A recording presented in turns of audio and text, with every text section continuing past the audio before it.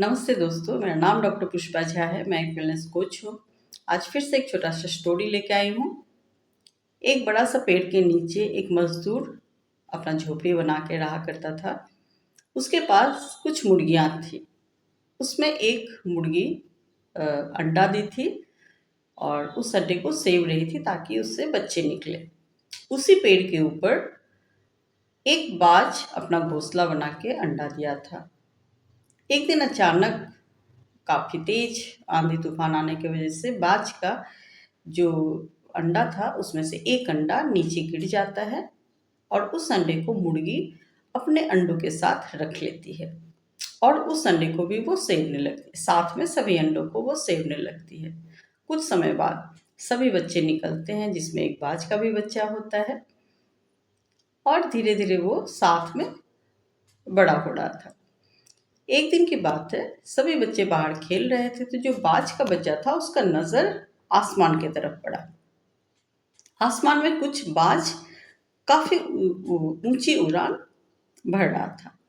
तो ये जो बाज का बच्चा था इसमें जिज्ञासा हुई। तो ये पूछा बाकी अपने भाई बहनों से कि ये कौन है जो इतनी ऊंची उड़ान उड़ रहे हैं। तो ये जो बच्चे थे बाकी मुर्गी के बच्चे ये बताता है कि ये बाज है और ये ऐसे ही ऊंची उड़ान भरते हैं। हम नहीं भर सकते। हम क्योंकि मुर्गी का बच्चा है तो हम ज़मीन पे ही रहते हैं और बहुत ही छोटा छोटा सा उड़ान भर सकते हैं। इतनी ऊंची ऊंची उड़ानें हम नहीं भर सकते। तो ये जो बाज का बच्चा था ना ये सच मान लिया कि अच्छा ठीक है, हम तो मुर्गी के बच्चे हैं तो हम तो ऐसे उड़ान नहीं भर सकते इतनी ऊंची। कुछ दिनों बाद आसमान में कुछ बाज उड़ रहे थे तो उसमें से एक बाज का नज़र ज़मीन पे पड़ा जो कि छोटा सा बाज का बच्चा था उसके ऊपर। तो वो नीचे आता है और उस बाज के बच्चे को बोलता है कि तुम यहाँ क्या कर रहे हो।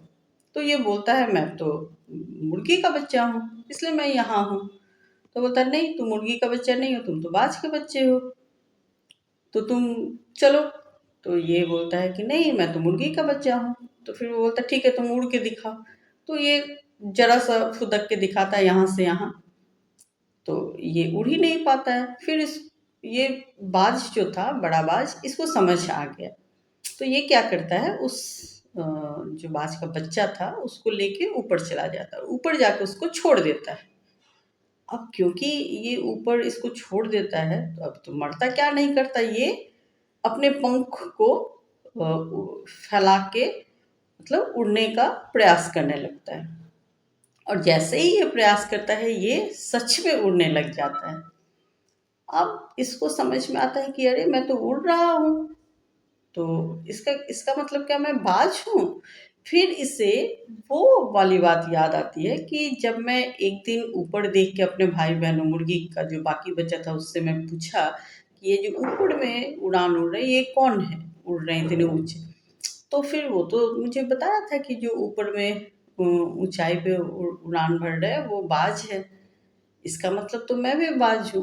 फिर इससे वो कॉन्फिडेंस आता है और इसको समझ आ जाता है, ये रियलाइज करता है कि मैं बाज ही हूँ, मुझे मुर्गी बना के नीचे रखा जा रहा था और ये फिर आसमान में उड़ने लग जाता है।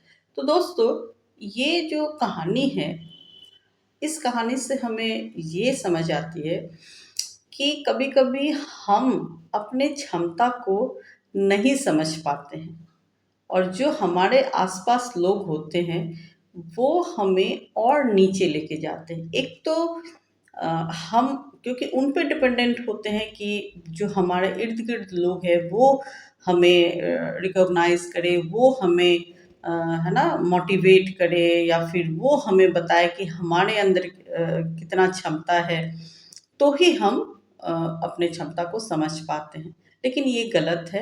अपने क्षमता को हम खुद समझे, उस अपने क्षमता के हिसाब से हम काम करें और उससे हम ज़्यादा से ज़्यादा ऊपर लेके आएँ। ऐसे लोगों से बच के रहना है जो उल्टा जो क्षमता हमारे अंदर है उसको नीचे की तरफ वो लाने का प्रयत्न करता है। आप देखेंगे आपके आस-पास परिवार में हो या समाज में हो, ऐसे कुछ लोग होते हैं जो आपको नीचे की तरफ ले जाने का कोशिश करते हैं। तो ऐसे लोगों से बहुत सावधानी से बच के रहेंगे और अपने आप को ऊपर की तरफ लेके आइए। अपनी क्षमता को पहचानिए और उस क्षमता के अनुसार अपने आप को उस जगह पे रखिए और बहुत आगे बढ़िए।